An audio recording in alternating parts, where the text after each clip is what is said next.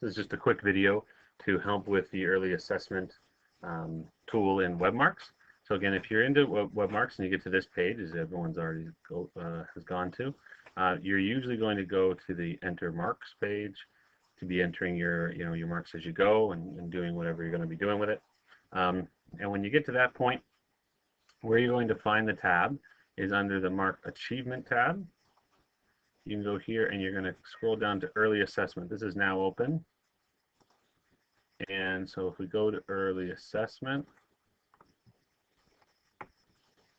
we can bring it to the screen. And this is what the screen looks like.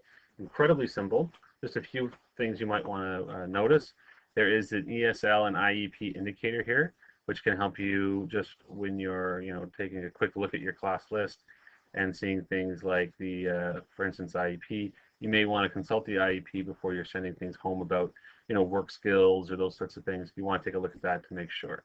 So all you have to do is you can click satisfactory or unsatisfactory there for each comment. That's basically going to say, is this good news or is this not so good news?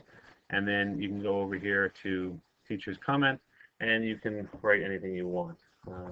So to see to assignments for you can put something like that.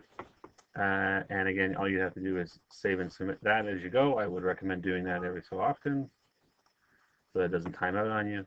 And then you can see it there. One of the other things that you can do is if you go up here to this early assessment comments bank, you can make your own comments in a bank so that you can have access to them throughout. So you might want to put a new comment here. You just click that, and then up will come your screen. And you can just type whatever you want. Now here's where you might want to put something that's like a starting point, but you might say, for instance, let's just say you're going to do one that's a little bit concerned about attendance.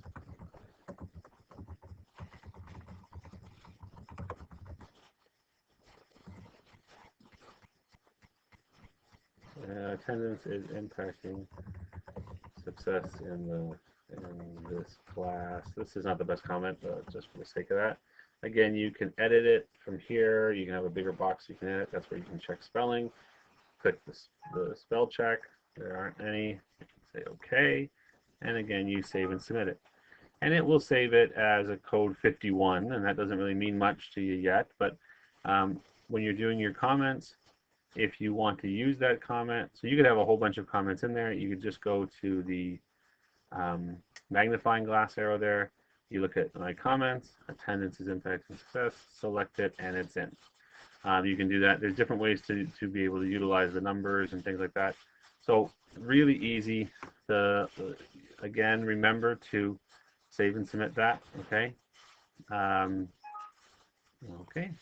And then you can print preview, so you'll see what it looks like, and what you're going to see is just the basics of your class list. So again, you can print this at the end so you can know exactly what you put in for everybody.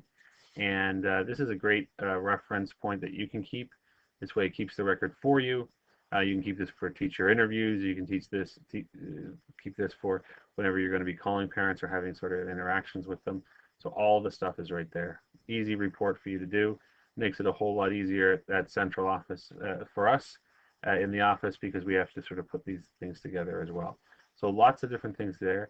Again, if you notice up here, numeric entry is that option. And remember what we had before, that code, I think it was code 51. So if you put 51, and then you save and submit, you'll notice now that is there. So if you were to have 5 or 6 great comments that you wanted, and then you were to put those codes, you could just put them numerically, and then you've got some things to it. Again, remember, it's in there. You can always just add to it. You can put something else in there more personalized, but if you wanted to put something that is a standard comment, you can add it in there. Really quick and simple and easy. And again, it will be distributed through a common form. So that's what it looks like in WebMarks. Let us know if there's anything that we can do to help.